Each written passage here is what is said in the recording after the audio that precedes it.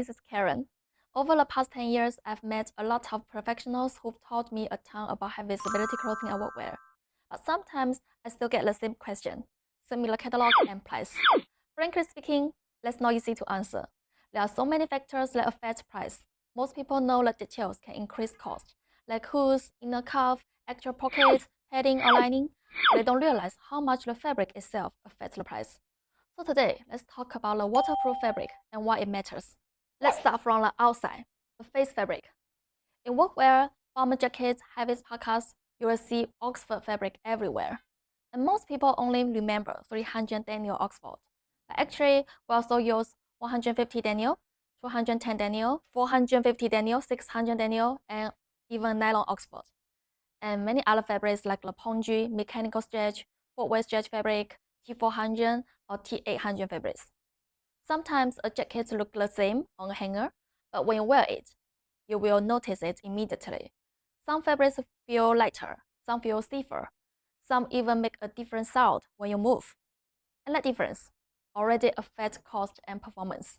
Then buyers often ask, so is this coated or laminated? Well, both are used to make fabric waterproof and breathable, but the methods are different. Coating means applying liquid PU directly onto the fabric. It's cost-effective and common in workwear.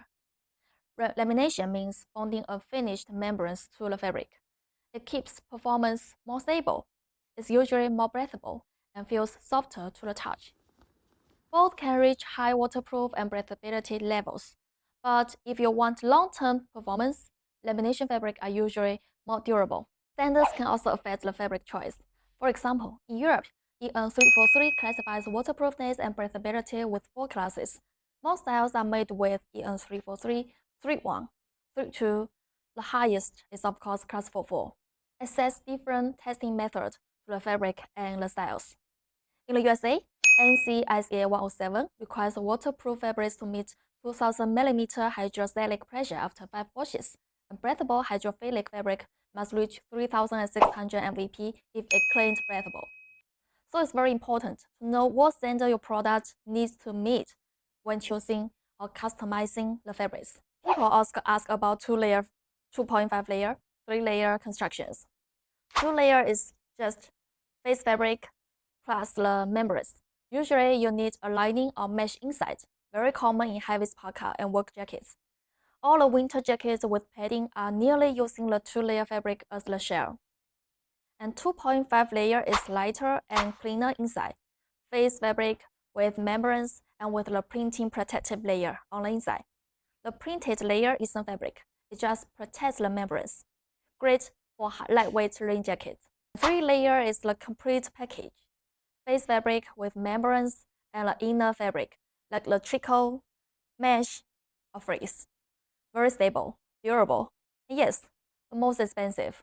Frizz backing can make jackets warmer, but usually cannot be seam tape. It's something often overlooked. You can have a perfect fabric, but if the seam tape is wrong, the jacket fails. Different fabrics need different tape. Tapes behave differently after washing. This isn't obvious at first. You can see it over time.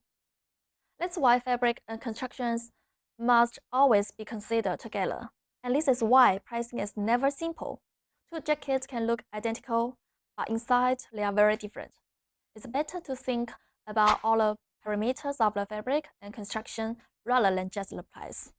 If you want to go deeper, talk about the fabric selection, the coating of versus lamination, or construction details for your specific project, just drop me a message or send me email. I'm always happy to chat and help you find the right solution.